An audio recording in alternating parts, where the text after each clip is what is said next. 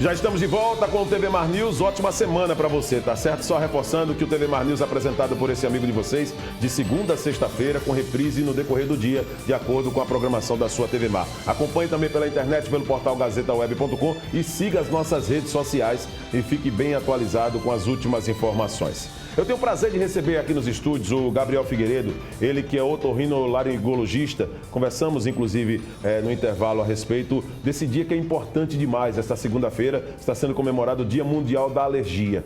E nós temos o prazer de conversar com o Gabriel Figueiredo a respeito do tratamento, dos cuidados, para levar a informação até você, telespectador da TV Mar. Gabriel, muito obrigado pela presença. Gostaria que você falasse desses cuidados. Muitas vezes as pessoas não levam em consideração a importância que é um tratamento da alergia, que segundo dados até do Ministério da Saúde, a Organização Mundial de Saúde também, coloca que pelo menos 30% dos brasileiros sofrem de alergia e que se não for tratado, dependendo dos casos, pode levar à morte. Bom dia. Bom dia.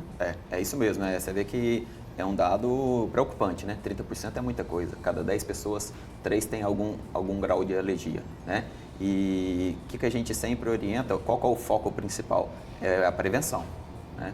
E a prevenção com medidas ambientais e comportamentais, né? Esse tipo de reação do corpo, do ser humano, é uma reação... Tem algum tipo de estudo que prove o porquê do cidadão ser alérgico, do ser humano estar sujeito a determinados tipos de alergia? Tem os estudos que comprovam, os testes que se fazem, né? Porque são dois fatores. Tem um fator genético, que a pessoa já nasce com aquela característica alérgica, né? E, lógico, o fator ambiental. Entendi. Né? Então, assim, tem pessoas que têm o fator genético, mas se tiver uma boa prevenção, não vai desenvolver tanto a doença. O interessante de tudo isso, Gabriel, é que existem pessoas que se adaptam em determinados ambientes e outras que sofrem alergia naquele mesmo ambiente, né? O que é muito interessante nesse tipo de situação. Às vezes, duas pessoas, por exemplo, eu e você, eu sou alérgico, você não, toma aqui e eu vou ter o problema, você não. O que é que representa hoje esse dia onde se comemora o Dia Mundial da Alergia para vocês, Gabriel, que trabalham justamente recebendo centenas de pessoas todos os dias que buscam primeiramente a informação e não tem noção da gravidade quando o assunto não é tratado com carinho, com interesse?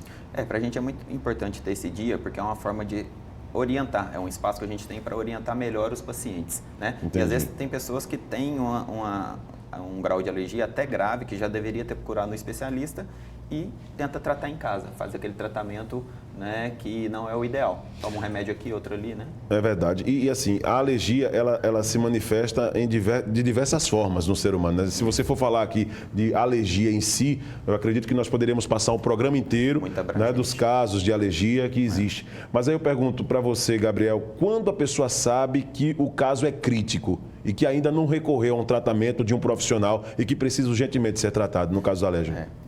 Duas coisas. Quando o sintoma começa a se intensificar e aumentar a frequência. Então, a gente fala que pacientes começam a ter crises alérgicas, né?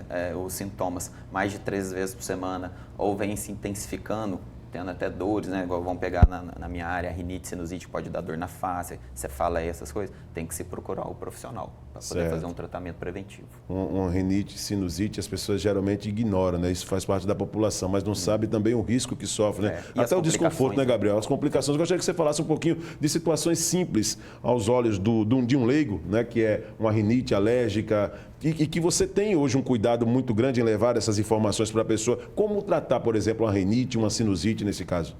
Você pega igual, a gente até brinca, às vezes você tem colega de profissão que parece que ele vive gripado. Aquele paciente que vive gripado, você tem que investigar aquilo. Na maioria das causas é algo alérgico. Uma rinite ou uma sinusite não bem tratada ou não tratada, né? Sim. Então, aí vamos dar alguns exemplos aqui. Coriza, congestão nasal, espirros frequentes, o prurido, que é a coceira nasal, né? Pessoas que têm esses sintomas frequentes, provavelmente é algo alérgico. Tem pessoas que têm essa coceira nasal que você coloca, Gabriel, que chega até a ferir, né? O próprio nariz de tanto coçar. Então, um negócio como esse não tem nem o que pensar. Até sangramento também, né? Pode acontecer. Isso mesmo. A população hoje precisa de mais informação desse quesito, Gabriel? Tem.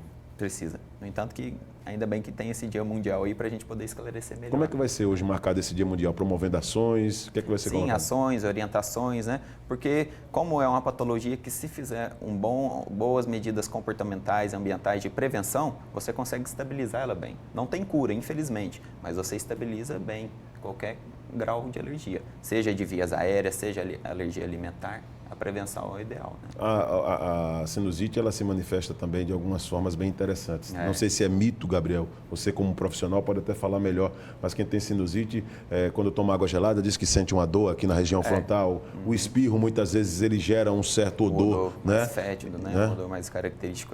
A gente sempre focaliza, porque a sinusite, ela já é um grau mais avançado do problema, Sim. né?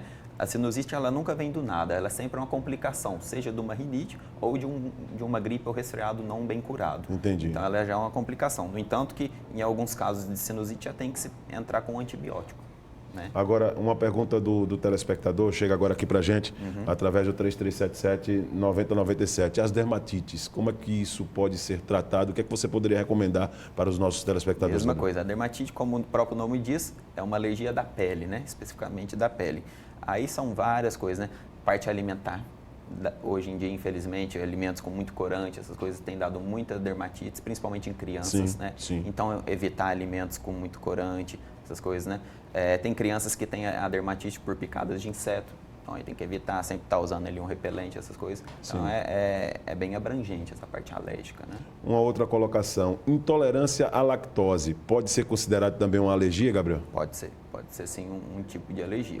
Aí procurar sempre um especialista para fazer os testes específicos para ver se aquela criança ou adulto que seja tem realmente a intolerância à lactose para poder já fazer a prevenção.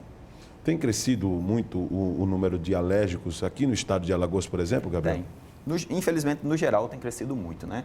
Seja vários fatores, aumento de poluição, né? Aumento de ambientes climatizados com ar-condicionado, que também é um fator, né? Igual eu já havia falado, aumento de alimentos com corantes, essas coisas. Então, isso tudo tem, infelizmente, aumentado esse índice. Eu acredito Não que... só aqui, mas mundialmente falando. Ô, Gabriel, você como um especialista, principalmente nessa área, gostaria que você trouxesse para o nosso telespectador a importância também no cuidado com o alimento nesses momentos para evitar esses casos de alergia. Quando você citou o corante, por exemplo, eu lembro logo do meu filho. Meu filho é fã de uma determinada marca de refrigerante que é corante puro. É corante puro. Não é o mais famoso, refrigerante mais famoso, não, mas é corante puro. Vou falar o nome aqui, Fanta. Entendeu? Então, todas as vezes que ele toma, ele fica realmente aparecendo aqui algumas irritações, não só no rosto, mas nos braços também. Então, ter esse tipo de cuidado, buscar alternativas. Existe hoje, por exemplo, um tratamento eficaz para que ele possa continuar ingerindo o produto e passe a ter uma vida normal, regular? Tem os tratamentos que a gente consegue melhorar bem, igual você falou do refrigerante, tem tratamentos que você consegue fazer, a criança pode tomar o refrigerante e não vai ter tanto aquela reação alérgica, a dermatite, o que seja. Mas é lógico que o ideal a gente tenta a prevenção. Mas é complicado, né? Falar para uma criança, você não pode isso, não pode aquilo, mas o foco mesmo é prevenção. Outra pergunta muito interessante do telespectador, que pode mandar, viu, suas mensagens, tá? Tá chegando muitas mensagens, 3377-9097. Pode continuar mandando mensagens também durante a entrevista aqui com o Gabriel Figueiredo a respeito de alergia, já que nesta segunda-feira nós estamos comemorando o Dia Mundial da Alergia, um dia de combate, na verdade, de muita orientação. Gabriel, gostaria que você falasse também, geralmente quando se fala em alergia, o processo é muito mais concentrado em crianças, em pessoas que estão começando a se desenvolver na vida. Mas em idosos, é comum também acontecer casos de alergia? Tem crescido isso aí? Normalmente os extremos de idade é o que mais acontece, criança e idoso, né? Ah, mas adulto não tem? Tem, e muito, né? Mas o mais comum é na infância e no idoso. Mesmo por causa também da imunidade, né? Criança e idoso, querendo ou não, a imunidade é um pouco mais baixa, né?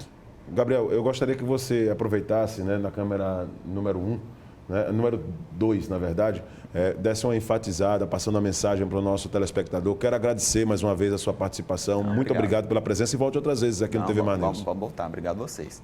Bom, para concluir, resumindo, o que eu oriento? Sempre procurar o especialista. Notou que começou a ter sintomas de alergia que se tornaram frequentes ou aumentando o grau, né, a intensidade, o ideal é procurar um especialista. Evitem ficar tomando os remédios em casa, ou remédio que alguém orienta, fala, eu tomei isso, para mim foi bom, porque cada caso é um caso, né? E infelizmente tem muitas medicações para alergia que causam vício e dependência. Sim. Então vamos evitar fazer tratamentos sem uma orientação profissional, procurar o especialista para isso. O especialista, para que a gente possa de fato encerrar, Gabriel, só para poder falar um pouquinho da tua profissão, otorrinolaringologista. Eu gostaria que você falasse. Meio estranho, né? Porque esse nome tão comprido assim, otorrinolaringologista.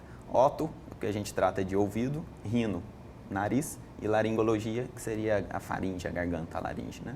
por isso o nome comprido. Parabéns, tá certo, Gabriel? Obrigado. Muito obrigado pela participação. Bom, conversamos com o Gabriel Figueiredo, ele vai ficar comigo aqui ainda do meu lado para poder acompanhar a participação, mais uma dele, Fernando Palmeira, ao lado do Chico Nogueira, estão na CBDU, no centro de Maceió, para trazer também informações para a população. Um abraço para você, Fernando, mais uma vez, vem para a roda.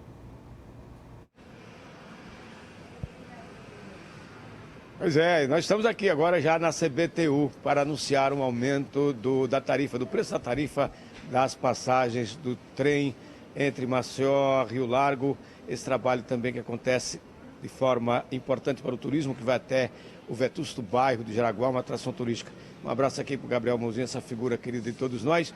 Ele vem nos trazer aqui o coordenador jurídico, que é o Isis Bittencourt, que vem nos falar sobre esse aumento, uma determinação judicial, um acordo que aconteceu lá no Tribunal Regional Federal da Primeira Região, e esse aumento que acontece gradativamente, se pensa até o ano 2020, está em R$ 2,00. Ainda continua sendo uma melhor alternativa de transporte, principalmente para essa população que fica aqui na Grande Maceió, até Rio Largo, Lourenço de Albuquerque.